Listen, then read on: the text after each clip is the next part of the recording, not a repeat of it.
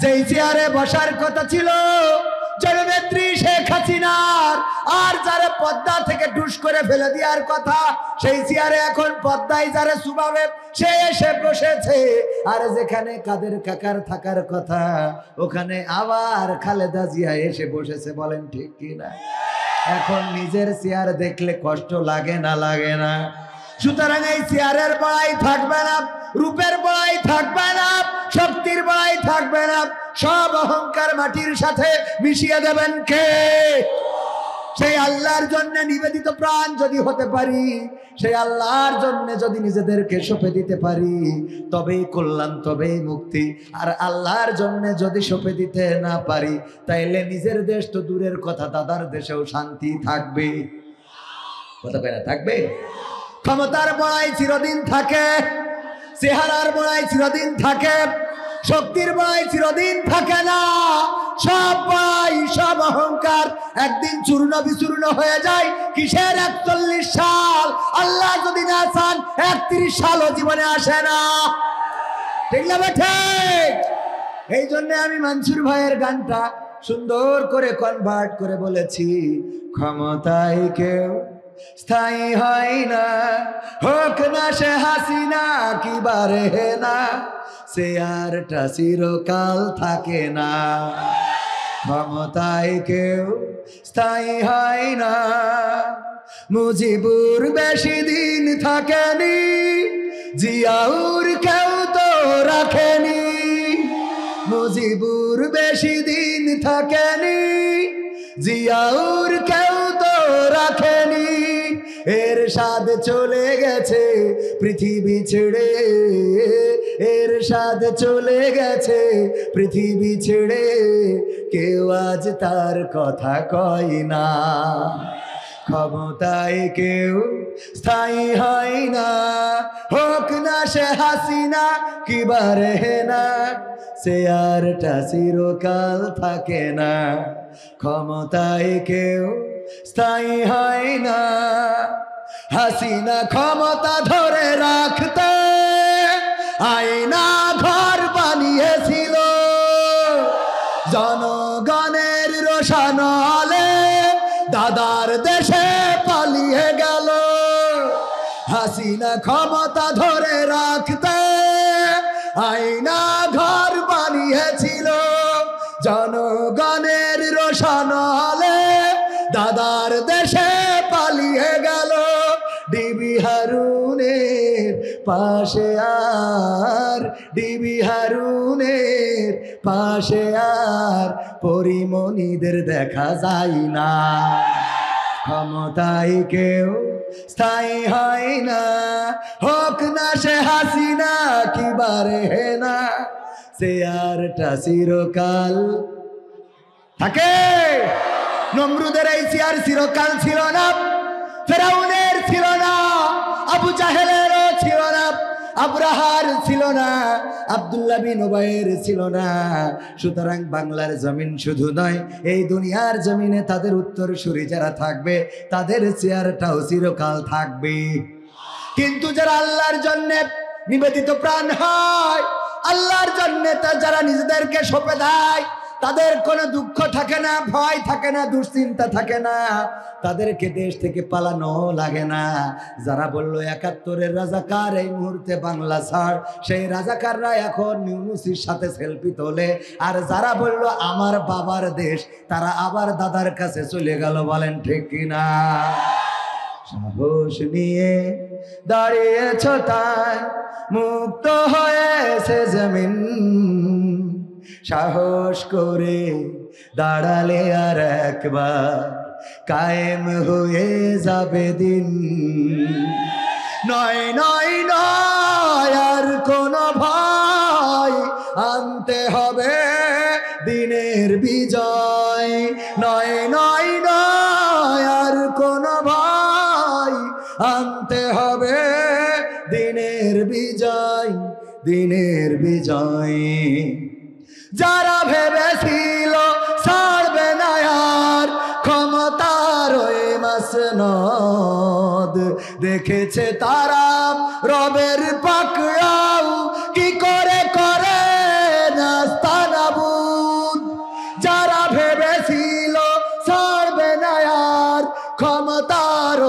মাসনদ।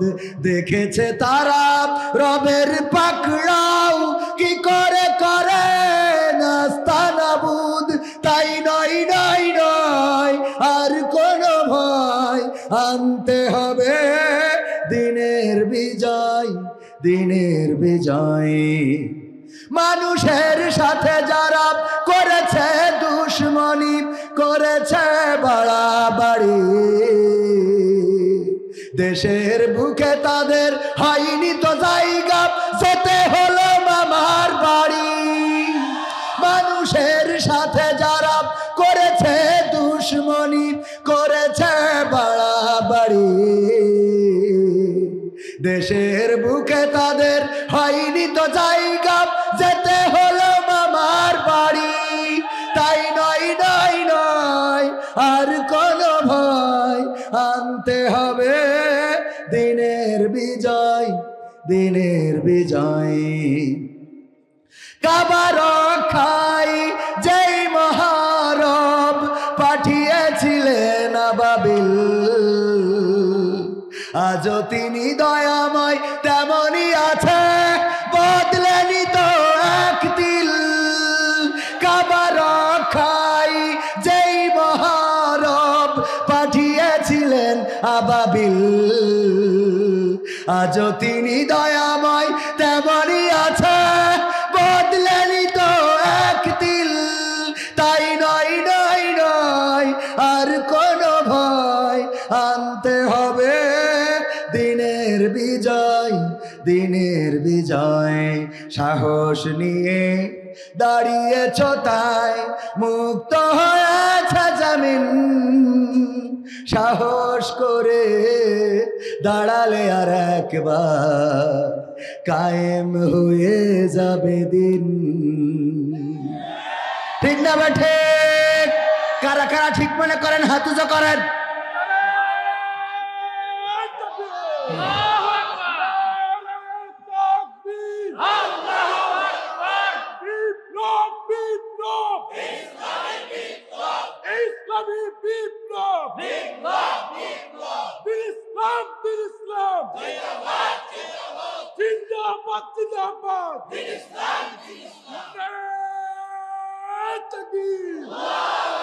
পাবনার একদিকের কৃতি সন্তান শহীদ হয়েছে মতিউর রহমান নিজামী সাহেব, আবার অপর দিকে সরকার চলে গেল, প্রেসিডেন্ট পাবনার সন্তান। এখনো ঠিক আছে, কথা কয় না, আছে না নাই? আপনারা গর্বিত আর গর্ভবতী যাই হন, কোনো অসুবিধা নাই। অসুবিধা আছে তো যা হন, অসুবিধা নাই। সম্মানিত ভাইয়েরা আমার, 5 তারিখের পরে আল্লাহ রাব্বুল আলামিন উন্মুক্ত ময়দান আমাদের করে দিয়েছেন, এখানে আসার বসার তৌফিক দিয়েছেন। যেই সময় আমরা এখানে বসেছি সেই সময় পাগলা গারদে অনেকেই গান গাচ্ছে, সেই সময় হাসপাতালে অনেকের অক্সিজেন দিতে হচ্ছে, কারো একটু রক্তের দরকার, কারো একটু অ্যাম্বুলেন্সের দরকার। যে আল্লাহ সব রকম ব্যস্ততাকে উপেক্ষা করে এখানে আসার বসার তৌফিক দান করেছেন, সেই রবের শুকরিয়া আদায় করে বলছি আলহামদুলিল্লাহ। আল্লাহর শুকরিয়া আদায় করতে কার্পণ্য করা যাবে? কার্পণ্য করা যাবে না। আল্লাহর শুকরিয়া আদায় করলে নিয়ামত বাড়িয়ে দেন, বলেন সুবহানাল্লাহ। শুকরিয়া করে যারা নিয়ামত প্রাপ্ত হয় তারা। সুতরাং বিপদে থাকেন, মুসিবতে থাকেন, শুকরিয়া আদায় করবেন কার? আল্লাহ দেখবেন যে মনের আত্মতৃপ্তি বাড়িয়ে দিচ্ছে। কি তৃপ্তি বাড়িয়ে দিচ্ছে? কারণ আমরা শুকরিয়া করি আমাদের রবের, আমাদের প্রতিপালকের, আমাদের অভিভাবকের, যিনি বিপদে মুসিবতে কষ্টে সুখে দুঃখে নদীর বুকে রাত্রে অন্ধকারে দিনের আলোয় সব সময় আমাদের সাথে আছে না নাই? এই জন্যে আমাদের যখন বলে এই দেশ ছাড়, আমাদের ছাড়া লাগে না, কিন্তু যারা বলে তারা এই দেশে আর অভিভাবক খুঁজে পায় না। কারণ এই দেশে তাদের অভিভাবক নেই, তাদের অভিভাবক আছে দাদার দেশে, বলেন ঠিক কিনা? যারা আল্লাহকে অভিভাবক মানে তারা জানে বাংলাদেশেও আছে, ভারতেও আছে, পাকিস্তানেও আছে, সৌদি আরবেও আছে। আল্লাহকে যারা অভিভাবক মানে তারা জানে কবরেও আল্লাহ আছে না নাই। কিন্তু আল্লাহকে যারা অভিভাবক মানে না তারা চিন্তা করে দাদা ছাড়া উপায় নাই। ঠিক না বেঠে? উদাহরণ দিলে বুঝবেন। ধরে নেন আমাদের আজকের মাহফিলের অতিথি জনাব আশরাফ আলী মোল্লা সাহেব, সভাপতি সাহেব কই? এই যে মাশাআল্লাহ, কেমন আছে? আর এই সভাপতি বানায় সম্মানিত মানুষদেরকে আলহামদুলিল্লাহ এই কষ্ট করে বসে থাকা লাগে। দেখেন এই মানে কি যে কষ্ট, সভাপতি হওয়া কিন্তু প্রচুর কষ্ট, একটু পিসাব লাগলেও যাওয়া যায় না, কি একটা ঝামেলা। আর যদি আওয়ামী লীগের সভাপতি হয় তাতে এখন জ্বালা শেষ নেই, গিয়ে একেবারে শেষ করে ফেলবে। আল্লাহ রহম করুন, বলেন আমিন। তো যাই হোক, আমার সভাপতি সাহেব উনি গরু পালন করে। কি পালন করে? মাঠের মধ্যে রেখে মাহফিলে এসেছে সভাপতিত্ব করতে। আসরের সময় এসেছে, এখনো বাড়ি ফিরতে পারে নাই, গরুটাও আনতে পারে নাই। পাশে ছিল বোন, গরুরে ধরার জন্য করেছে তারা, দৌড়ানি দিয়েছে ধরার জন্য। গরুর পিছু নিয়েছে, গরু দৌড়ায়, বাঘও দৌড়ায়। গরু চিন্তা করলো যে আমি তো দৌড়াই বাঘের সাথে পারবো না, তাহলে একটা বুদ্ধি করতে হবে, কি করা যায়। তো আশেপাশে দেখলো যে একটা নরম ক্ষেত, কাদাওয়ালা ক্ষেত, এর মধ্যে দিয়েছে লাফ। এই যে এখানে আসতে যে পানি দেখালো আমার ভাই, তো এর মধ্যে দিয়েছে লাফ। গরুর 4 হাত পা কাদার মধ্যে পুঁতে গেছে। বাঘ ওরে ধরার জন্য যখন লাফ দিয়েছে, বাঘের দৌড়ের গতি ছিল গরুর থেকে বেশি, এই জন্য 3 হাত সামনে যেয়ে পড়েছে। তো পড়ার পরে বাঘও গাড়ি গেছে কাদার মধ্যে, গরুও গাড়ি গেছে। এবার সেবা করি চেষ্টা করলো যে কি করি বের হওয়া যায়, কিন্তু ও কোনো পালি বের হতে পারলো না। ওই বাঘ টেনশন করতেছে যে বের হতে না পারলে তো কিল্লা ফতে, আজ তো খেলা ফাইনাল, খেলা হবে, ঠিক না? এখন গরু কোনো টেনশন ছাড়াই বসে বসে জাবর কাটাচ্ছে। তো বাঘ বলতেছে, এই গরু, তুই তো আসলেই গরু। গরু বলে, কে ভাই কি হয়েছে, এবার করি বলছিস কেন?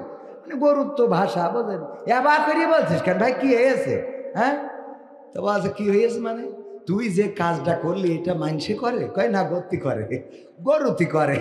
কয় কর তো, একটু বুদ্ধি করি, যদি তুই দৌড়ে, আমি যদি তোরে ধরতাম তাহলে তোরে খাতাম, খেয়ে অন্তত আমি বেঁচে থাকতাম। আবার তুই দৌড়াইয়া যদি পালাই যাতিস, বা তো মানে কোনোভাবে যদি আমার হাত থেকে নাগালের বাইরে চলে যাতিস, তাইলে তুইও বেঁচে যাতিস, আমিও বেঁচে থাকতাম, আমি না হয় আর একটা গরুর পিছু নিতাম। কিন্তু এমন একটা কাজ করেছিস সেই কাদার মধ্যে লাফ দিয়ে, এ কাদা তো এমন কাদা যে ছাড়াইতে গেলে জড়াই ধরে, এখন তো তুইও মরবি আমিও মরবো, তা গরু বাঁচতে তো অসুবিধা কি? আচ্ছা, এই জন্যই তো তোর গরু বলে। অসুবিধা কি মানে? আচ্ছা, অসুবিধা যা হয় হোক, আমার কথা হইলো যে মৃত্যু তো সন্নিকটে, এই কাদাতে বের হইতে পারবো না, সুতরাং বাঁচবো না। তো আমি টেনশন করতেছি কি করে বের হওয়া যায়, আর তুই বসে বসে জাগর কাটাচ্ছিস, তার মানে ডাকি জাবর কাটাচ্ছি। হ্যাঁ, গরু বলছে, দেখো ভাই, আমি কেন জাবর কাটাই? আমি গরু, আমার একটা মালিক আছে, আমার মালিকের নাম জনাব আলহাজ মাওলানা মুহাম্মদ আশরাফ আলী মোল্লা। উনি মাহফিলে গিয়েছে সভাপতিত্ব করার জন্য, এখনো ফিরতে পারে নাই। যখন বাড়িতে ফিরবে টর্চ লাইট জ্বালাবে, জ্বালিয়ে যখন দেখবে আমি গোয়াল ঘরে নাই, এটা দেখার পরে মাঠে খোঁজ নিতে চলে আসবে। উনার বড় টর্চ লাইট কিনা আছে 5 ব্যাটারির, ওইগুলো দিয়ে যখন মারতে মারতে এই মাঠের মধ্যে আমারে খুঁজে বেড়াবে।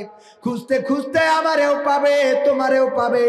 আমার মালিক আমারে এই কাদা থেকে ছাড়াইয়ে নিয়ে যাবে তার বাড়িতে, আর তোমারে পাওয়ার পরে এখানে বাড়োয়ে মেরে কবর দিয়ে তারপরে যাবে। গরু বলছে, এবার বলো, আমি জাবর কাটাবো না তুমি কাটাবো? কথা কি বোঝা গেছ না যায় নাই? তেমনি ভাবে যারা আল্লাহর জন্য নিবেদিত প্রাণ হয়, যারা আল্লাহর জন্য সঁপে দেয়, বলে ইন্না সলাতি ওয়া নুসুকি ওয়া মাহইয়ায়া ওয়া মামাতি লিল্লাহি রাব্বিল আলামিন, এই কথা যারা বলে, ওগো আমার ভাইয়েরা, আল্লাহ তাদের জন্য যথেষ্ট হয়ে যায়। যখন তাদের ফাঁসির জন্য নিয়ে যাওয়া হবে, তখনও গ্রিন টি খায় পায়ের উপরে ঠ্যাং তুলে দিয়ে। কথা কয় না? সন্তানকে বলে, ফাঁসির মঞ্চে যাব লুঙ্গি পরে নাকি পায়জামা পরে যাব? আমার কবর দিতে সাথী আই কে কে যাবে? তোমাদের মা অসুস্থ আছে, যাইতে বলো না। এমন কথা কেমন করে বলে?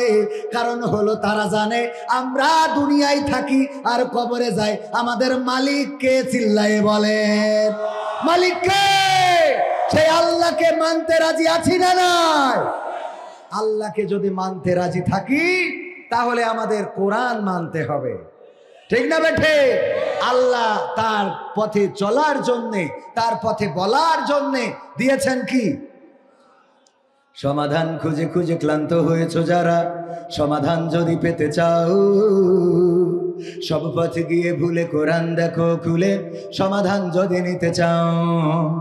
সমস্যা যত সব দূর করে দিবে রব, সমস্যা যত সব দূর করে দিবে রব, যদি তুমি যাও সে যাও। সমাধান সমাধান খুঁজে খুঁজে ক্লান্ত হয়েছো যারা, সমাধান যদি পেতে চাও সব পথে গিয়ে ভুলে কোরআন দেখো খুলে, সমাধান যদি নিতে চাও।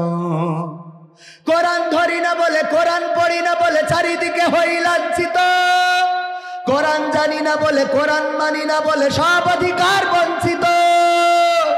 কোরআন ধরি না বলে, কোরআন পড়ি না বলে চারিদিকে হই লাঞ্ছিত, কোরআন জানি না বলে, কোরআন মানি না বলে সব অধিকার বঞ্চিত। মরিচিকার পিছে না ঘুরে মিছে মিছে, মরিচিকার পিছে না ঘুরে মিছে মিছে, কোরআনটা খুলে দেখে না সমাধান। সমাধান খুঁজে খুঁজে ক্লান্ত হয়েছো যারা, সমাধান যদি পেতে চাও সব পথে গিয়ে ভুলে কোরআন দেখো খুলে, সমাধান যদি নিতে চাও। কোরআনেই বলা আছে কোন পথে চলবে, কোন পথে মিলবে মুক্তি, কোরআনেই লেখা আছে কোন পথে শান্তি, কোন পথে আসবে শক্তি। কোরআনেই বলা আছে কোন পথে চলবে, কোন পথে মিলবে মুক্তি, কোরআনেই লেখা আছে কোন পথে শান্তি, কোন পথে আসবে শক্তি। আলে আর আলোয় প্রতারিত না হয়ে, আলে আর আলোয় প্রতারিত না হয়ে কোরআনটা খুলে দেখে না সমাধান।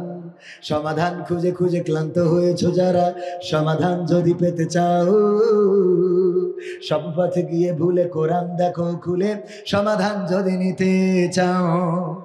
কোরআনেই খুঁজে পাবে সংসার নীতি, আর কি হবে রাষ্ট্রের নীতি, কোরআনের আইন চললে দেশে দূর হবে সব দুর্নীতি। হবে? দূর হবে? কেমন করে দূর হবে? সংসদে যদি কোরআনের আইন কায়েম হয়ে যেত, তাহলে চোর চুরি করলে তার শাস্তি কি হতো? হাত কাটা। এখন যে সব চোরেরা পালাচ্ছে আর কিছু ধরা খাচ্ছে, এরা তো ঠিক না বেঠিক? এই চোরগুলো এখন ধরা খাইলে ওদের কবজি যদি কাটা থাকতো, জীবনে যতই চট করে ঢুকুক অন্তত এই হাত কাটা চোর রেখেও ভোট দিত। কথা কয় না? ভোট দিত। কবির বিন সামাদের যদি হাত কাটা থাকতো আর এসে যদি ওয়াজ করতাম, বাবারা কেউ চুরি করবানা করবানা গো, আপনারা বলতেন হুজুর আপনার হাতের এই অবস্থা কেন? আমি বলতাম আমার দেশে আখ কুশল গ্যান্ডারি যা বলেন আপনারা, এই কুশল লাগাইলো, সেই কুশল বাক মেশিনে ঢুকাতে দিছিল আমার আব্বা। আমি ঢুকাতি ঢুকাতি হঠাৎ করে ঘুম এসেছে, এই হাতটা ঢুকে গেছিল, যাওয়ার পরে হাতও রসে গুড় হয়ে পাটালি হয়ে গেছে। আপনারা বলতেন হুজুর যত গল্প দিক রে, এই মাল কিন্তু যশোরের চোর ছিল রে। ঠিক না বেঠে? সুতরাং হাত কাটা হুজুরির ওয়াজ চলতো, তার মানে আমি চুরি যদি করেও থাকি ভাইয়ের আমার এখন ওয়াজ করে খাচ্ছি না, কিন্তু যদি আল্লাহর আইন কায়েম থাকতো অন্তত আর যাই হোক ওয়াজ করে খাওয়া হতো না। ঠিক না বেঠে? ওয়াজ করে খাওয়া হতো ভাইয়েরা আমার। এই জন্য এই চোরেদের হাত কাটার বিধান, এই কোরআনের বিধান কায়েম করার দরকার আছে না নাই? যদি কেউ জেনা করে, ধর্ষণ করে, আমরা কত গান, কত কবিতা, কত প্রতিবাদ বাংলাদেশে জানালাম, জেনা করা যাবে না, ধর্ষণ করা যাবে না। যত যাই বলি না কেন, চেয়ারম্যান জেনার বিচার করে এসলো যে মকসেদের বোর সাথে আর একজন করে ফেলাইছে, ও চেয়ারম্যান বিচার করে এসে 3 দিন পরে দেখা যায় চেয়ারম্যানের জুতো আবার আর এক ভাবির খাটের তল। ঠিক না বেঠে? ও আবার আর এক ভাবির রে, কারণ ও যে বিচার করেছে সেই বিচার কোরআন দিয়ে করে নাই, সেই বিচার আল্লাহর বিচার হয় নাই, সেই বিচার আমার রাসূল সাল্লাল্লাহু আলাইহি সাল্লামের আনিত বিধান দিয়ে হয় নাই। যদি ওই বিচার হতো, ধরে নেন কবির বিন সামাদ ধর্ষণ করেছে, জেনা করেছে, প্রমাণিত হয়ে গেছে, যদি অবিবাহিত কোনো যুবক জেনা করে তাহলে তার শাস্তি হলো 100 বেত্রাঘাত, ওর মারি ফেলা যাবে না, কারণ ও তো একটু নেটওয়ার্কের বাইরের লোক, মানে বউ নেই কে। এজন্য ইসলাম দেখেন কতটা সহজ করে দিয়েছে, তোর বউ নেই যেহেতু ভুল করে ফেলেছে তাহলে বেতের পরে থাক। হুজুর ভুল বললি বললেন যে ভুল বললেন, ঠিক আছে তো কথা, আবার জন্য বললেন না যে মুরব্বি হবে হবে হবে পাবনা মানে প্রাণের শহর, যাই যদি পাবনা নেই কোনো ভাবনা। আরো একটা বিষয় আছে, যদিও এখানে ওইটা নাই। আমার বলছে হুজুর আপনার, আমি তো এই পাবনার লোক, আবার অনেকেই মনে করে পাবনায় পাগলা গারদ বুঝলে পাবনায় মনে পাগল, মোটেও না। আমি বলেছি আমার দাওয়াত নিলি যাই করেন তাই করেন, যদি মানে দ্বিতীয় বক্তা বা বিশেষ বক্তা করেন তাইলে দেবেন 8টায়, আমি 10টা পর্যন্ত 2 ঘন্টা কথা বলবো। কয় ঘন্টা? 2 ঘন্টা। কোনো কম ওই যে 15 মিনিট বলে মোনাজাত করে দেবো না, আমি পারবো না, আমার দেবো হবে না। আমি 2 ঘন্টা আমার লাগবেই, আপনি মারি ফেললেও লাগবে। ঠিক আছে তো বাজান? তাহলে 8টা টু 10টা, আর না হলে 10টা টু 12টা, 9টায় দিলেও অসুবিধা নেই, 9টা টু 11টা। কিন্তু আমার যদি 10টার পরে 10:30টায় দেন তাও 12টা, যদি 11টায় দেন তাও 12টা, যদি 11:30টায় দেন তাও 12টা পর্যন্ত। পাবনারা আইনেতে আমার তুলি দেশ 12টার সময়, যে দেই হুজুর কয়টায় শেষ করে, ও তো যাই করুক তাই করুক 12টায় শেষ করবে, তো 12টার সময় তুলি দিয়েছে। যে শুরু না করতে শেষ করে করাই দেখবো চালালি কাল দুপুর 12টা, চালাও হুজুর পাবনার লোক। আল্লাহ, বুদ্ধির উপরে বুদ্ধি।